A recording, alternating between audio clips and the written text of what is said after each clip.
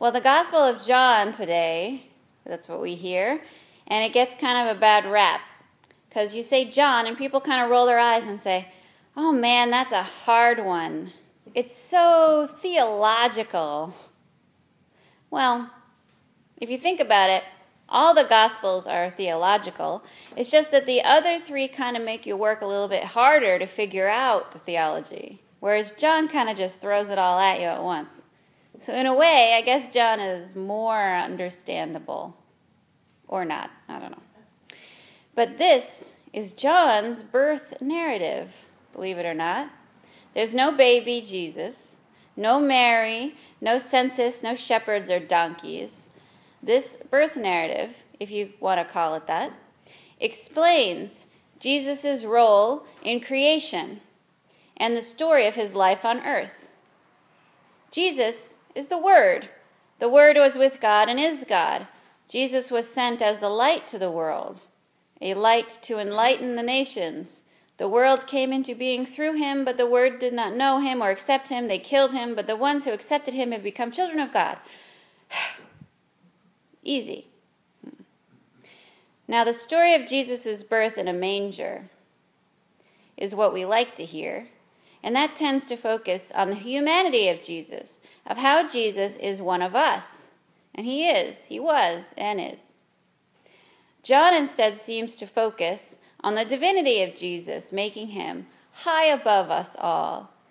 Well, I say seems with good reason.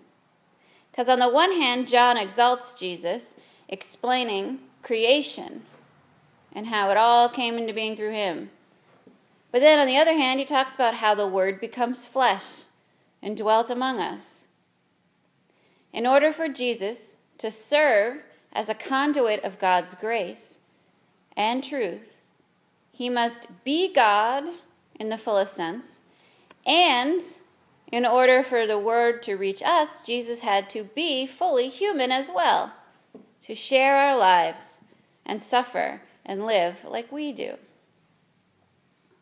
And this is John's Christmas story, and we call it the unsentimental Christmas story. Instead of focusing on the baby in the manger and the shepherds and the kings, John focuses instead on the incarnation. Instead of talking about the actual birth, John focuses on the meaning behind the birth, the difference that that birth makes to us. And Jesus is the Word that became flesh to be one of us, so that we could become children of God. And this is an invitation, as always, because even John says not everybody took that invitation. But it's there anyway, nonetheless. And in our lives now, we let a lot of different things define us. When you meet someone new, what is always the first question usually? It's like, what do you do? Right? Especially on dates, you get that. What do you do? Our jobs, our marital states, if we have kids or not, these things are not supposed to be defining qualities.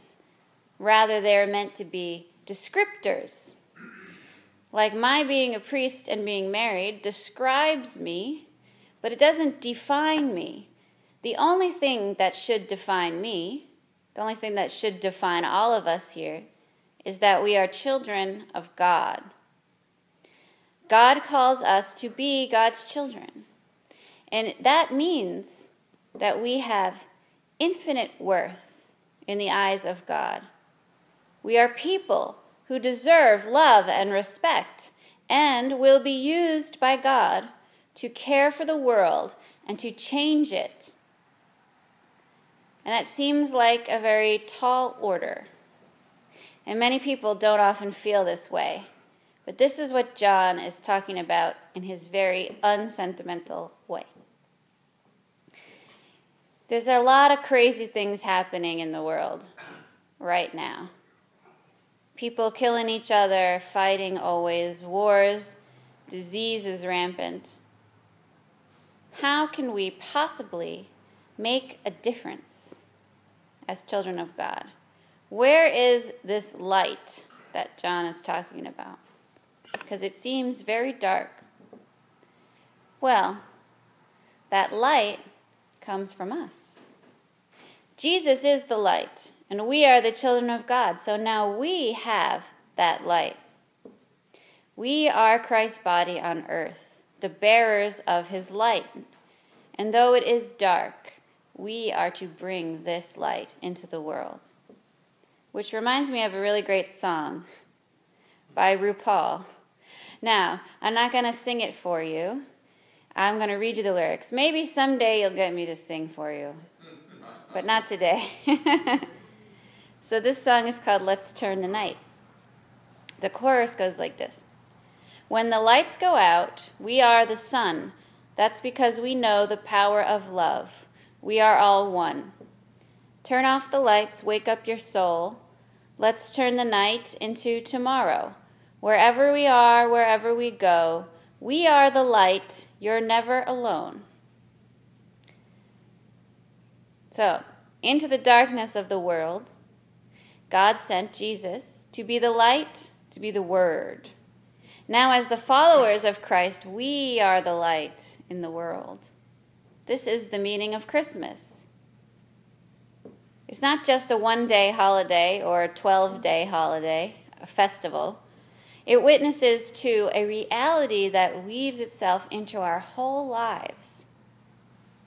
Wherever we go, we are the light.